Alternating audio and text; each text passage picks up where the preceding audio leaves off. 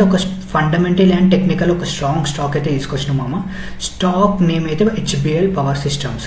So ఈ HBL power system technically very good and fundamental అయితే very very very bullish మామ. So ఇక్కడ చూసుకోండి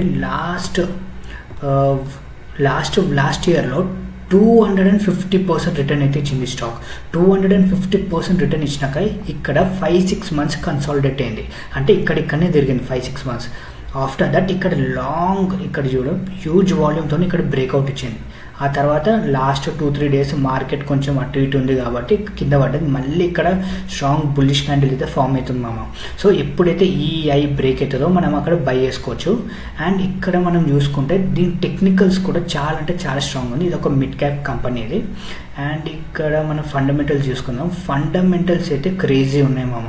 ఈ స్టాక్ని అయితే అస్సలు మిస్ కాకండి. సో ఇక్కడ చూపిస్తాను నేను ఫండమెంటల్స్. Last 10 years